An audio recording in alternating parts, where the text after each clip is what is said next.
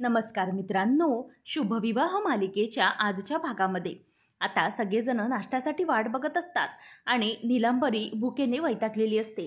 त्यावेळेला पौर्णिमा म्हणते की किती वेळ लावते ही मानसी ना म्हणजे अगदी हळूबाई आहे. कितीसा नाश्ता बनवून आणते आणि किती वेळ झाला.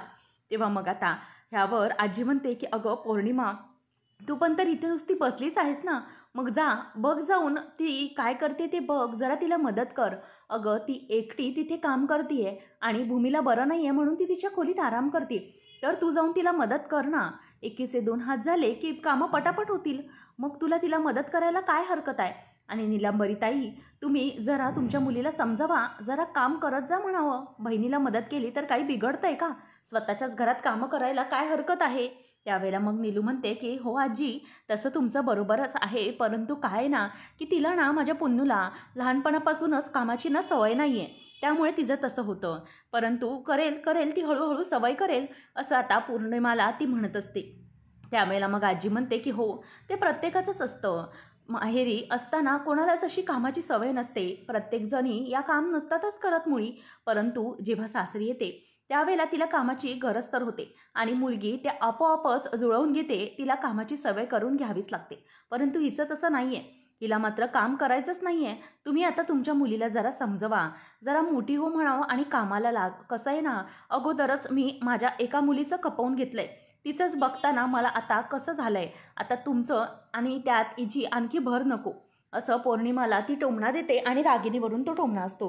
त्यावेळेला आता इथे मानसी ही पटापट नाश्ता घेऊन येते आणि त्यावेळेला मग आता फक्त पौर्णिमा स्वतःच्या प्लेट पुढे करून असते. तेव्हा आता इथे लगेच ती पौर्णिमा ही बघत असताना आजी मानसीला म्हणते की दे तिला दे. तेव्हा ती म्हणते की हो हो दे, मला ना खूप भूक लागली आहे. तेव्हा पौर्णिमाला ती म्हणते की दे म्हणजे खायला नव्हे, वाढायला घे. तेव्हा मग पौर्णिमा म्हणते की काय आजी, मी वाढू. तेव्हा मग आजी म्हणते की हो वाढ ना. अगं तुला बनवता येत नसेल एक वेळेस ठीक आहे, परंतु वाढायला पण येत नाही का तुला. वाढता तर येऊ शकतं ना तुला. तेव्हा मग आजी असा टोमणा मारल्याबरोबर तिथे ती बघतच राहते. आणि नंतर आजी म्हणते की अगं तुला एवढं तर काम करता येऊ शकतं ना, बहिणीला मदत नाही, निदान एवढं तर वाढता तर येऊ शकेल. तेव्हा मग आता नीलांबरी ही म्हणते की अगं पुन्नू, आजीचं ऐक जरा. त्या काय म्हणतात, त्या मोठ्या आहेत त्यांना मान दे. आणि मग हळूच आवाजामध्ये, दबक्या आवाजामध्ये नीलांबरी तिच्या कानातच म्हणते की अगं तुला कळतंय का, आता आजीची सध्या या घरामध्ये चढ आहे. आजी तुझी सासू नाही तर आजी मोठी आहे ना तुझ्यासाठी. मग जर समजा तुला त्यांच्या गुडबुक्समध्ये राहायचं असेल आणि आपल्याला जे काही हवं आहे ते साध्य करून घ्यायचं असेल तर तुला आजीचं ऐकलं पाहिजे पुन्नू, हो की नाही. तेव्हा पौर्णिमाची आता लगेच ट्यूब पेटते आणि ती म्हणते की हो हो अगदीच, दे दे दे. अगं इकडे दे, माणसे दे माझ्याकडे, मी वाढते ते. अगं त्यात काय, वाढायला काहीच प्रॉब्लेम नाही आहे आई, हे घे. त्यावेळेला ती म्हणते की अगं तुझ्या सासूबाईंना दे. त्यावेळेला मग ती लगेचच म्हणजे सासूला म्हणजेच आजीला वाढायला लागते आणि म्हणते की आजी हे घ्या. आणि काहीच हरकत नाही आहे आजी, मला काम करायला काहीच प्रॉब्लेम नाही आहे. काम करून कोणी लहान होतं का. परंतु ना काय ना, भूमिताई आणि मानसी या दोघी किचनमध्ये असतात, मग उगीचंच माझं कशाला त्यांना मध्येच लुडबुड, म्हणून मी त्यांच्यामध्ये कधी जात नाही, असं पौर्णिमा मुद्दाम बोलते. त्यावेळेला आता नाश्ता वाढत असताना जेव्हा आकाश आणि भूमी दोघंजण येतात तेव्हा नीलांबरी पटापट नाश्ता खाऊ लागते. तिच्या लक्षात येतं की हे दोघे कुठेतरी निघतात. त्यावेळेला मग आता आजी म्हणते की काय रे आकाश आणि भूमी. तेव्हा मग आजी म्हणते की कुठे निघालात तुम्ही इतक्या सकाळी. तेव्हा मग भूमी म्हणते की आजी आम्ही निघतोय, डॉक्टरकडे जायचं ना, त्याच्यामुळे अपॉइंटमेंट आहे. मग आता लगेच आजी म्हणते की अगं मग काहीतरी खाऊन जा तुम्ही दोघं. तेव्हा भूमी म्हणते की आजी सकाळीच मला म्हणून गव्हाची लापशी आणून दिली होती रूममध्ये, म्हणून आता पोट भरलेलं आहे, त्यामुळे आम्ही आता दुपारी जेवायलाच येऊ, असं म्हणून आता आजी आणि तिला बाय बोलून त्या निघत असतात. तेव्हा मग आता इथे मानसी ही त्यांच्याकडे बघत असताना पौर्णिमा आईला खुणावते की पटापट खा, तुला त्यांच्या मागे जायचं आहे, हे डॉक्टरकडे चाललेत. हे ऐकल्यावर आता नीलांबरी पटापट नाश्ता करू लागते आणि आजी म्हणते की हो जा आणि दोघंही व्यवस्थित जा, अगदी सुखरूप जा, सगळं काही आहे ते डॉक्टरांना नीट विचारून घे हा भूमी बाळा, असं ती म्हणते. त्यावेळेला मग आता आकाश म्हणतो की हो आजी काळजी करू नको, असं म्हणून आता ते दोघंजणही निघतात. आणि त्याच वेळेला इथे आता नीलांबरी ही पटापट नाश्ता करायला लागते. आणि हे सगळं होत असताना पौर्णिमाचं लक्ष आईकडे असतं. आता मनू ही म्हणते की घ्या आजी नाश्ता करून घ्या. त्यावेळेला मग मानसी म्हणते की आई अगं काय झालं, तुला हवेत का पोहे. तेव्हा ती म्हणते की नको, ॲक्च्युली ना मी पण निघते, मला ना निघावं लागेल. तेव्हा आता आजी म्हणते की अहो इतक्या सकाळी सकाळी थांबा ना, नंतर जा. तेव्हा ती म्हणते की अहो माझ्या ना लक्षातच नाही आहे मेलिशा, मी ना सिलेंडर ऑर्डर केला आहे आणि जर मी तिथे गेली आणि तिथे दरवाजा बंद असला तर मग मात्र तो सिलेंडरवाला निघून जाईल ना आणि माझी पंचायत व्हायची मग पुढच्या वेळेला. मला काही गॅस मिळायचाच नाही. म्हणूनच मला आता लक्षात आलं आहे मला गेलं पाहिजे सकाळी सकाळी असं म्हणून आता ती एक कारण काढते आणि तिथून पटापट निघायला लागते. आता पौर्णिमाच्या लक्षात येतं की जे काही ताई करते ते अगदी योग्य करते. आता आजी आणि मानसी एकमेकींकडे बघून अगदी काय झालंय नक्की कळतच नाही असा चेहरा करतात आणि एकमेकींशी बोलत असताना तिथे निलांबरी मात्र ज्या ट्रेमध्ये फळं असतात ती फळं आपल्या ओटीमध्ये घेते आणि गपचूप निघून जातं. त्यांचं लक्ष नसतानाच ती आता ती फळं उचलून तिथून घेऊन जाते. मुद्दामच पौर्णिमा आता आजीला पोहे वाढत असते जेणेकरून आता ते पोहे तिने खावेत. म्हणून आता इथे पौर्णिमा म्हणते की बरं झालं आई तिच्या आता मिशनवर गेली. आता आई तिच्या कामावर गेली म्हणजे तिचं जे काम आहे ते अगदी व्यवस्थित होणार आणि मग आपल्याला काय हवी ती न्यूज नक्कीच मिळणार असं म्हणून ती खुश होत असते. आता आकाश आणि भूमी दोघंजणही डॉक्टरकडे आलेले असतात आणि आकाश आता भूमीला बसण्यासाठी म्हणून चेअर देते. त्यानंतर आता जी नर्स असते ती त्यांची फाईल आणून मॅडमकडे देते आणि डॉक्टर मॅडम ती फाईल आणि सगळं चेक करू लागतात. आणि आता आकाश हा भूमीकडे बघत असतो. दोघंही एकमेकांना अगदी पॉझिटिव्ह राहा असं खुणावत असतात. त्यानंतर आता मॅडम ही त्या दोघांचीही ती फाईल बघते आणि ती फाईल बघितल्यानंतर फाईल बाजूला ठेवून देते आणि नंतर मॅडम म्हणतात की तुमचे आपण आता जे काही लॅबचे आणि सोनोग्राफीची टेस्ट केलेली आहे ना त्याचे रिपोर्ट्स आपण लवकरात लवकरच मागवलेले आहेत. मग आपण एक काम करूया का, आपण तुमची ही जी काही चेकिंग आहे म्हणजे आपले जे रेग्युलर चेकअप असतं ते आपण करून घेतलं तर बरंच होईल. त्यावेळेला मग आता इथे भूमी म्हणते की हो चालेल आपण ते चेकअप करून घेऊया. त्यानंतर मग आता भूमीला डॉक्टर मॅडम म्हणतात की तुम्ही पाणी पिऊन घेताय का. तेव्हा मग भूमी पाणी पित असते आणि भूमीला मात्र चिंता लागलेली असते की डॉक्टर आता काय बोलणार आहेत. त्यामुळे आता भूमीला इथे भीती वाटत असते. त्याच वेळेला आता मॅडम म्हणतात की ठीक आहे चालेल आपण आता चेकअप करून घेऊया. आणि त्यानंतर मग भूमी ही चेकअपसाठी आतमध्ये जाते आणि आकाश बाहेरच बसून असतो. तर निलांबरी देखील त्या हॉस्पिटलमध्ये पोचलेली असते आणि ती म्हणते की भूमी आणि आकाश इथे बाहेर बसलेले दिसत नाहीत. याचा अर्थ डॉक्टरच्या रूममध्ये ते गेले असतील का. मग समोरच तिला डॉक्टरची रूम दिसते. तेव्हा ती म्हणते की अच्छा म्हणजे हीच रूम आहे, याच्यामध्येच आतमध्ये ते बसले. त्यावेळेला रिसेप्शनिस्ट म्हणते की हॅलो मॅडम तुमचं काय काम आहे इथे, म्हणजे तुम्ही तुमचं नाव वगैरे काय अगोदर अपॉइंटमेंट घेतली आहे का. तेव्हा निलांबरीला काय बोलावं काहीही सुचत नसतं. म्हणून ती आता काय करते ती म्हणते की मला जरा ठसका लागल्यासारखं होत आहे, पाणी देताय का मला. तेव्हा मग मॅडम म्हणतात की हो हो तू इथे बसा मी जाऊन आणते. आणि मग ती रिसेप्शनिस्टला तिथून घालवून लावते आणि आतमध्ये डॉक्टरच्या रूममध्ये येऊन बघते तर आकाश तिला बाहेर बसलेला दिसतो. ती म्हणते की याचा अर्थ भूमीचं चेकअप सुरू आहे आणि आकाश बाहेर बसलाय म्हणजे डॉक्टर हे भूमीला चेक करतायत. अजूनही काहीच समजलेलं नाही असं ती आता बोलत असते. त्यानंतर आपल्याला पाहायला मिळतं की इकडे भूमीचं चेकअप हे सुरू असतं.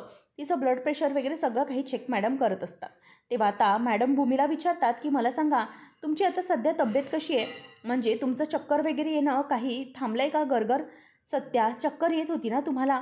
तेव्हा भूमी म्हणते की हो हल्ली मला गरगरल्यासारखं होतं, मात्र कसं आहे ना की मला सकाळी जेव्हा गरगरल्यासारखं व्हायचं उठल्यावर तेव्हा तुम्ही सांगितलं होतं की एक गोड बिस्किट खा, म्हणून मी एक गोड बिस्किट खाल्लं त्यावेळेला पण मला चक्कर थांबली, पण अशी मध्ये मध्ये मला चक्कर येत असते असं आता इथे भूमी ही डॉक्टरला म्हणत असते. तेव्हा मग डॉक्टर आता भूमीला व्यवस्थितपणे चेक करू लागतात.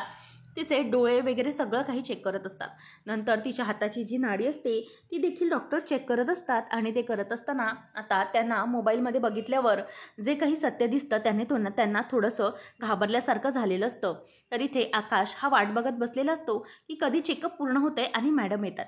नंतर आता इथे आकाशला राजा काकाचा एक कॉल येतो आणि कॉल आलेला असताना आकाशला काही ऐकायला येत नसतं.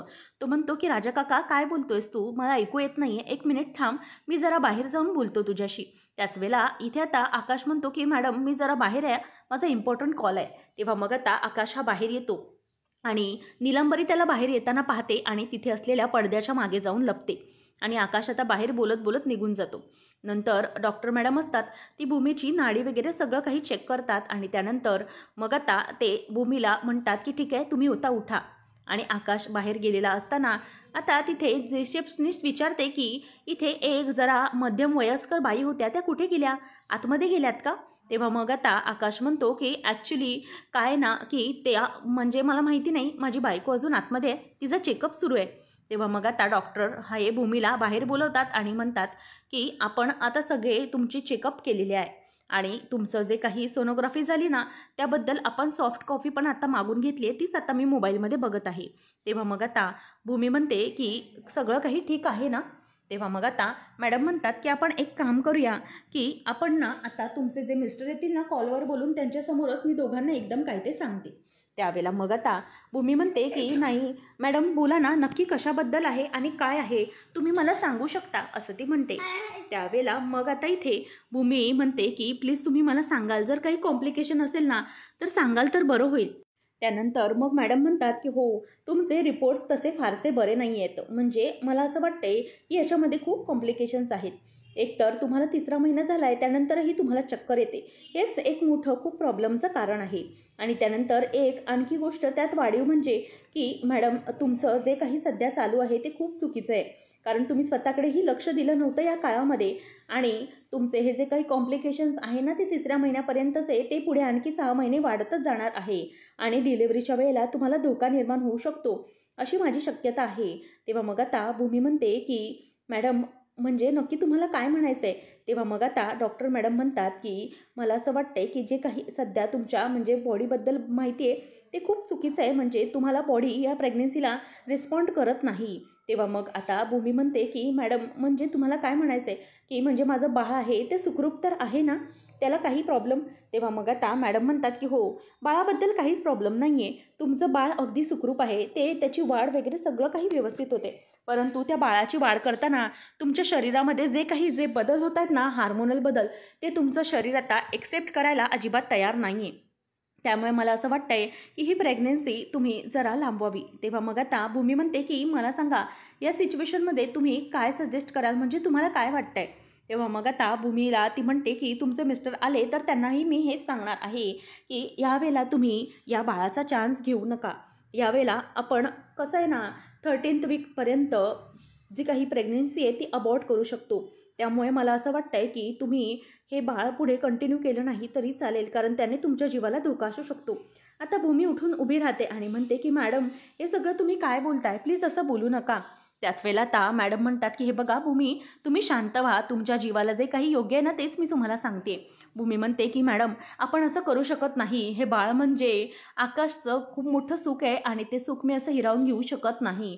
तर निलांबरी हे सगळं बघत असते. ती म्हणते की ही भूमी अशी ताडकन उठून का उभी राहिली, याचा अर्थ मॅडमने काहीतरी गंभीर सांगितलेलं दिसतंय आणि कदाचित असं काहीतरी ज्याने मोठा धक्का बसलाय तिला. तेव्हा मग भूमी म्हणते की हे बघा मॅडम प्लीज असं करू नका आणि तुम्ही हे सगळं असे उपाय मला सांगू नका. कसं आहे ना माझं बाळ आणि आकाश हे खूप सुखी राहिलेले हवेत मला, आणि काही झालं तरीही या जगामध्ये माझ्या बाळाला मला सुखरूप आणायचं म्हणजे आणायचंच आहे.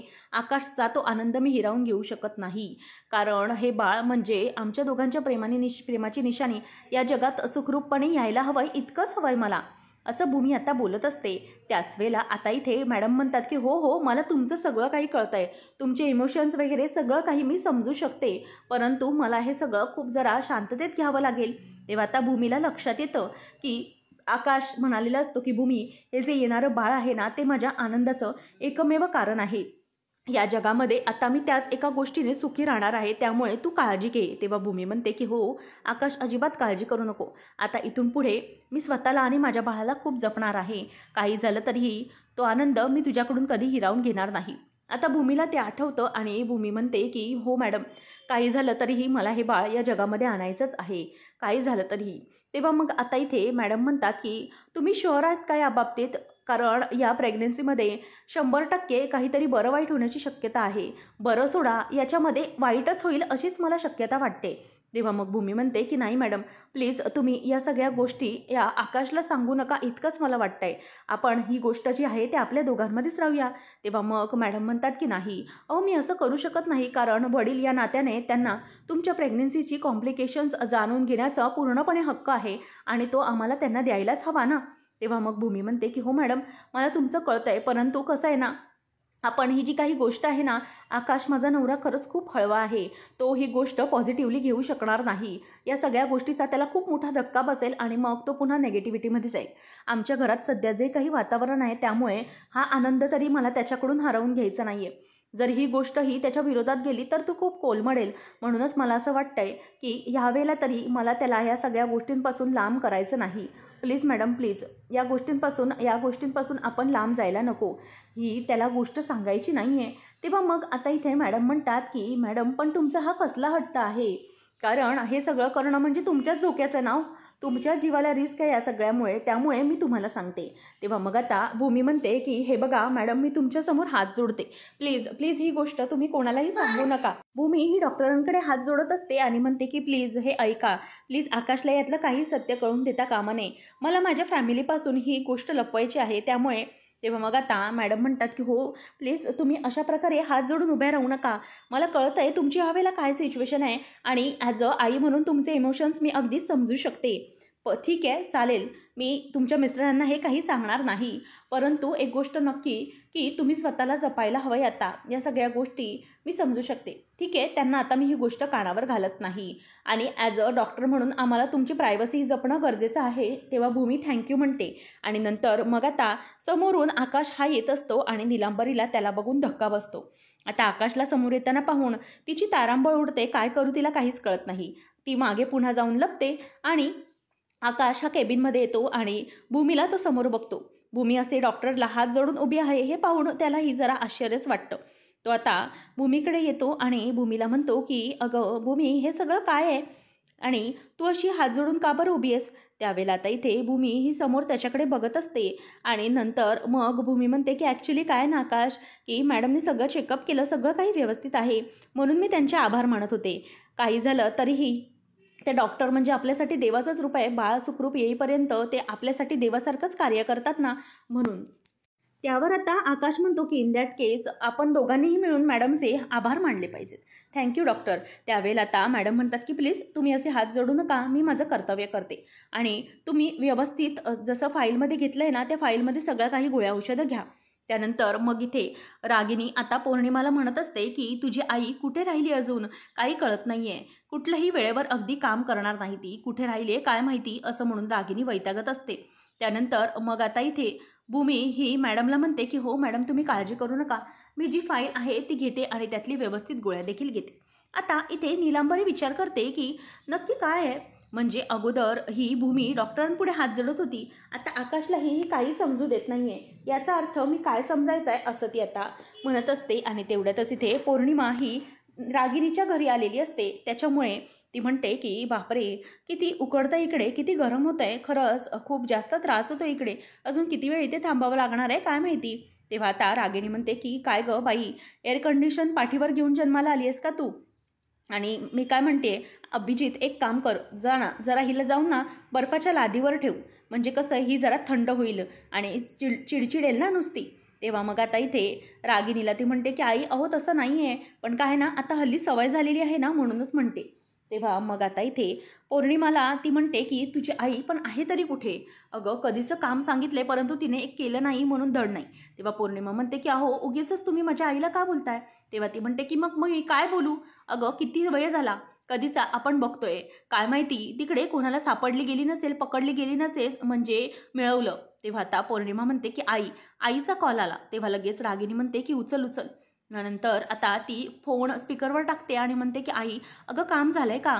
तेव्हा मग ती म्हणते की हो पुन्नू आपलं काम झालेलं आहे, काळजी करू नकोस. त्यावेळेला आता इथे अभिजित म्हणतो की आता तुम्ही शांत व्हा आणि तुमची हे किचनची भांडणं जी आहेत ती जरा बंद करा आणि त्या काय म्हणतायत ते जरा ऐका. तेव्हा मग आता इथे रागिनी म्हणते की काय झालंय जरा आता नीट सांगाल का तुम्ही मला. तेव्हा ती म्हणते की पुन्नू आपलं काम मी झालेलं आहे, मला सांग तुझी आई काम पूर्ण केल्याशिवाय शांत बसणार आहे का. त्यावेळेला मग आता रागिनी म्हणते की हो तुमचे स्वतःची तारीफ करणं, तारीफाची फुल बांधणं जरा बंद करा आणि जे काही घडलंय ते तिकडे सांगा, आकाश आणि भूमीचं काय झालं ते सांगा जरा, असं रागिनी चिडूनच विचारत असते. त्यावेळेला मग ती म्हणते की हो हो हो रागिनी ताई सांगते, पण आता त्याच्या अगोदर मी तुम्हाला एक गोष्ट सांगते की मी ना एक डायरी तयार केलेली आहे. आता हे ऐकल्यानंतर रागिनी म्हणते की डायरी कशासाठी. तेव्हा ती म्हणते की कसं आहे ना आता तुमच्या या दरिद्रीच्या काळामध्ये मी तुमची जी काय मदत करते ना ती मी या वहीमध्ये ना लिहून ठेवणार, म्हणजे कसं आहे ना तुम्ही जरी विसरलात तरी माझ्याकडे या सगळ्या गोष्टींची नोंद राहणार आणि जेव्हा केव्हा तुमच्याकडे पैसे येतील तेव्हा तुम्ही ते पैसे मला द्या आणि सगळे पैसे एकदम द्या, असं रागिनीला ती म्हणते. आणि त्यावेळेला रागिनी आता इथे तोंड वाकडी करत असते. रागिनी म्हणते की ठीक आहे जे काही आहे ते आपण नंतर बघूया, आता पौर्णिमा म्हणते की आई अगं काय तू पण आता सांग ना, काय घडलंय ते जरा सांगशील का? तेव्हा ती म्हणते की हो सांगते मी. अरे तुम्हाला माहिती आहे का, जेव्हा भूमीला तिथे चेकअप वगैरे केलं ना, तेव्हा भूमी जराशी घाबरल्यासारखी वाटत होती आणि ना ती डॉक्टर पण आहे ना जरा गंभीर चेहरा करून उभी होती. आता इथे रागिनी ही फोन हिसकावून घेते आणि म्हणते की काय म्हणजे मला समजलं नाही, काय कसला गंभीर चेहरा? तेव्हा ती सांगते की हो, आणि भूमी ना आकाश नव्हता तिथे, तो बाहेर गेलेला काहीतरी फोनवर बोलायला.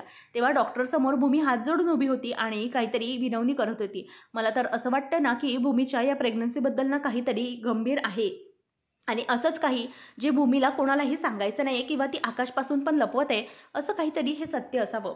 तेव्हा हे ऐकून रागिनीला धक्का बसतो. रागिनी म्हणते की नक्की कशाबद्दल असेल हे? पुढच्या भागात आपण पाहणार आहोत की भूमी ही स्वतःची फाईल बघत असते, तेव्हा पौर्णिमा ही तिला जिन्यावरून बघत असते आणि पौर्णिमा आता मनातच म्हणते की नक्कीच यामध्ये काहीतरी रहस्य दडलेलं आहे.